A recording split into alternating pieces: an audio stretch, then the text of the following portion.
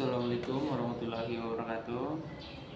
Alhamdulillahirrabbilalamin. Wassalatu wassalamu ala mursalin Sayyidina wa maulana Muhammadin wa ala alihi wasallam.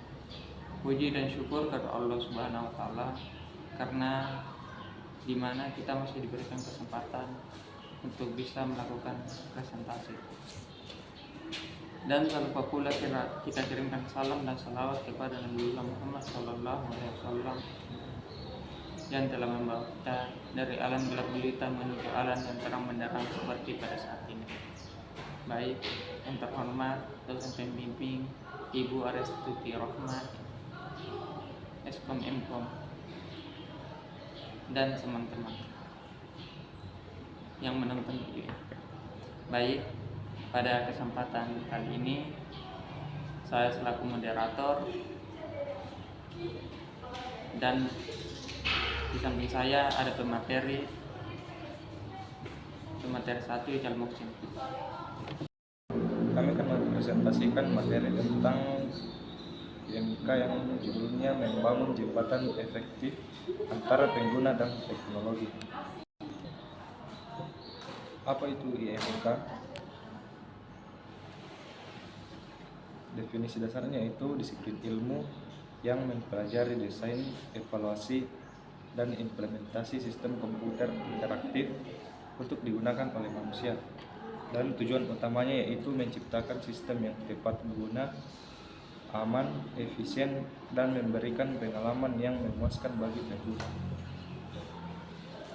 Ada 3 komponen utama yaitu manusia, komputer, dan interaksi.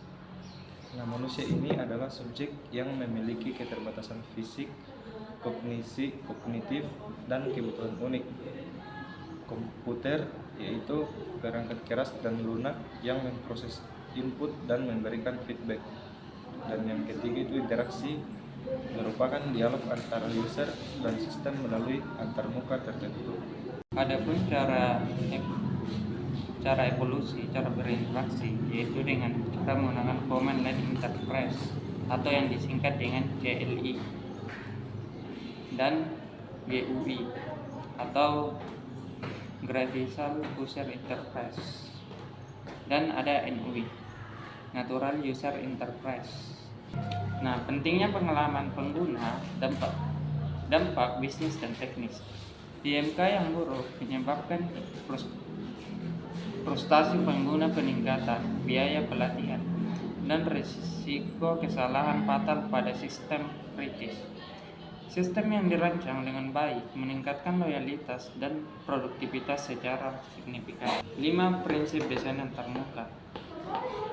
Konsistensi. Gunakan elemen yang serupa untuk tugas yang serupa agar mudah diingat. Familiaritas.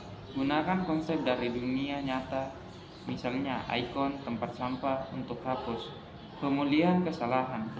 Pastikan user bisa unduh jika melakukan kesalahan. Bantuan pengguna.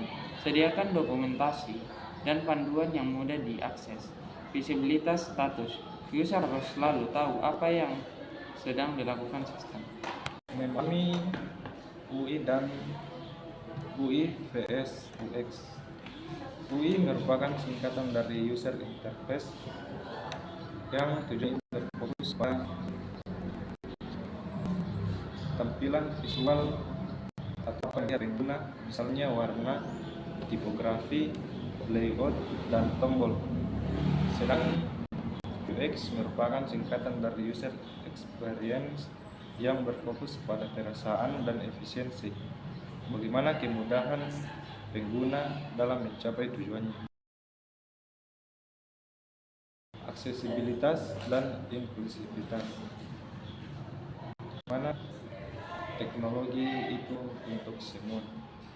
Nah, IMK harus memastikan bahwa produk digital dapat diakses oleh semua orang, termasuk penyandang disabilitas. Contohnya screen readers, kontrol suara, kontras warna yang tinggi, dan navigasi keyboard. User Centered Design atau disingkat dengan UCD. Filosofi desain di mana kebutuhan, keinginan, dan keterbatasan pengguna akhir menjadi fokus utama di setiap tahap proses desain. Mengukur keberhasilan usability. Atribut yang pertama itu learnability. Deskripsinya itu seberapa mudah user baru menguasai antarmuka. Cara mengukurnya itu waktu belajar pertama kali. Yang kedua, atribut efisiensi. Dideskripsikan sebagai kecepatan user dalam menyelesaikan tugas. Contohnya, cara mengukurnya itu seberapa lama mengerjakan tugas. Yang ketiga, errors atau jumlah kesalahan yang dilakukan oleh user. Cara mengukurnya itu melakukan rate terhadap error atau task sukses. Yang keempat itu satisfaction atau tingkat kenyamanan dan kepuasan subjektif. Cara mengukurnya itu melakukan kuesioner atau SUS C1. Masa depan IMK, interaksi tanpa batas.